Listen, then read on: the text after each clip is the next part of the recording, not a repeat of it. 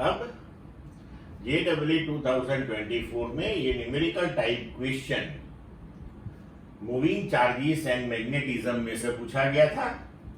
Question is two long straight wires carry equal currents in opposite directions as shown in the figure.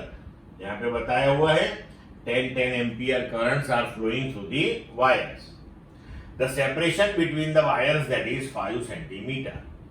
The magnitude of the magnetic field at a point P midway between the wires is how much micro Tesla?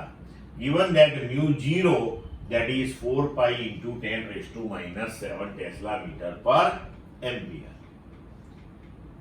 अब देखो कि two wires are carrying currents and we want to find the resultant magnetic field at point P, that is the midpoint.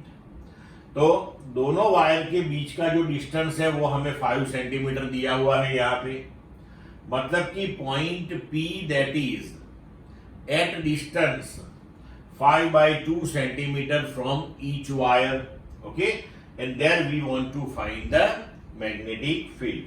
अब देखो कि magnetic field at any perpendicular distance y from the current carrying wire that is mu 0 I upon 2 pi y, ये हम theory में derive कर चुके हैं ये इक्वेशन।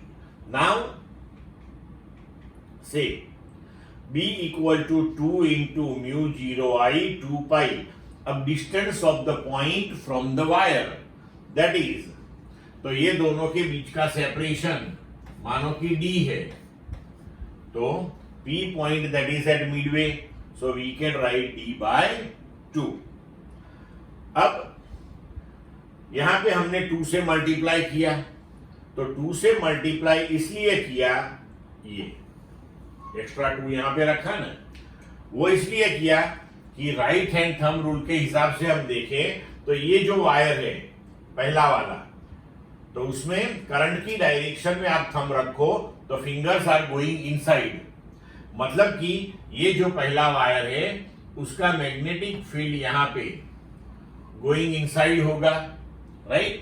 अब देखो ये वायर, तो यहाँ पे आप right hand thumb in the current direction रखो तो फिंगर्स आर गोइंग इनसाइड, तो अगेन ये दूसरे वायर के वजह से जो मैग्नेटिक फील्ड जनरेट हो रहा है that is also going inside, मतलब कि ये दोनों का मैग्नेटिक फील्ड सेम डायरेक्शन में जनरेट हो रहा है।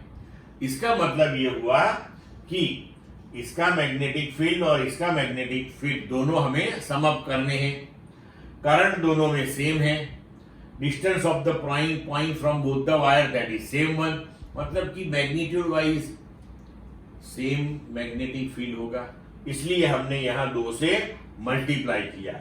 अब वेरी सिंपल, म्यू 0 की वैल्यू रख दो, I that is 10 ampere, 2 pi d/2, d that is 5 centimetre, so that is 5 into 10 raise to minus 2 metre by 2। इसको सॉल्व करो तो आंसर हो गया 160 into 10 raise to minus 6 Tesla.